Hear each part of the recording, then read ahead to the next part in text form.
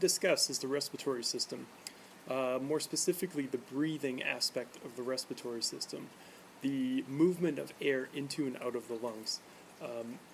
It's interesting that the lungs themselves, everyone can picture what the lungs look like, but believe it or not, there are no muscles that are attached to the lungs. The force that essentially drives air into and out of the lungs is generated from air pressure. What I'd like to do is actually model the lungs for you.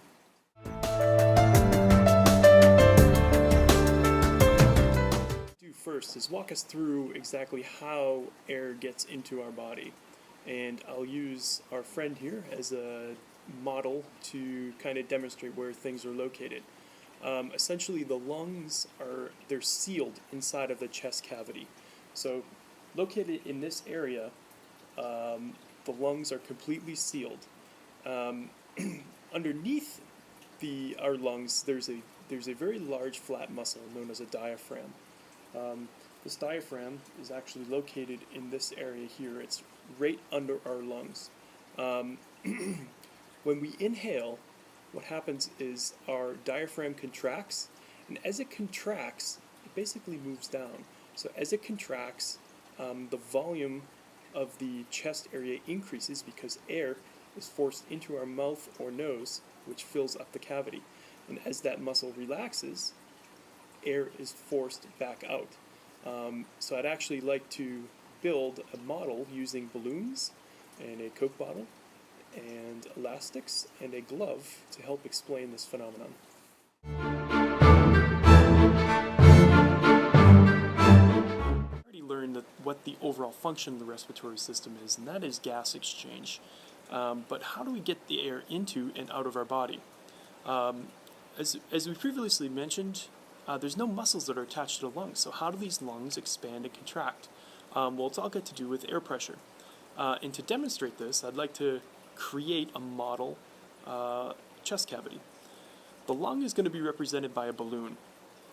So the balloon, as we know, is located within the chest cavity. This Gatorade bottle, this cut Gatorade bottle, is going to represent the chest cavity. So what I'm going to do is I'm actually going to take the lungs and put it right into the chest cavity.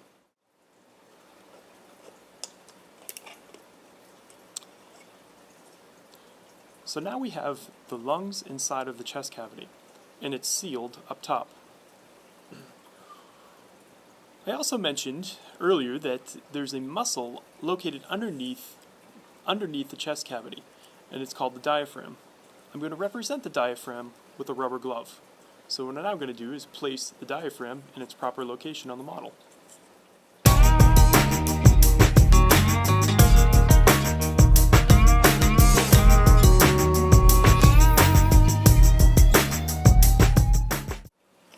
And because this indeed is a sealed system, after I've got the diaphragm firmly attached on the bottom of the chest cavity, I'm going to seal it with an elastic. So now we've got a model of a lung system. The lung being represented by the balloon, the diaphragm represented by the glove, and the chest cavity represented by the bottle. And just as we mentioned before, diaphragm, in order to breathe, the diaphragm contracts. As it contracts, it moves down. So as we move the diaphragm down, in this case, and we pull it, what is happening here? The balloon is inflating with air. So the balloon, remember, is our lung. So as the diaphragm contracts and pulls down, it generates air pressure, which is the space is filled by air being rushed in through the nose and the mouth. Into the lungs eventually, which is represented by the balloon. So breathe in, it contracts, moves down, air rushes in. As it relaxes, air rushes back out. Contracts, breathe in, relax, breathe out. Breathe in, breathe out. And that is how our lung works.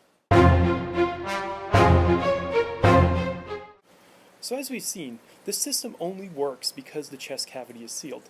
What happens if there's a hole in the chest cavity? As we previously saw, we inhale by contracting the diaphragm. Air rushes in. So what happens if we have the same system, only this time this system has a hole in it. So as you've seen here, I've stabbed this, same exact system. If I plug this hole up and I move this, air rushes in and out, just like we saw before. Breathe in, air, lungs fill up, breathe out, or breathe in, lungs fill up with air, relax, air rushes out of the lungs. Now if there is a hole, if I remove my hand, and again I move this, we have no action because air is rushing into that hole. Again, if I cover that hole up, and then move this, breathe in, breathe out, breathe in, breathe out.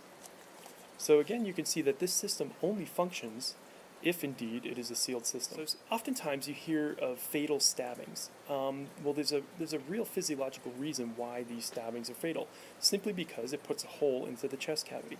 And as we saw before, if there's a hole in that bottle, the question is, will air only go through into the lungs? And the answer is no.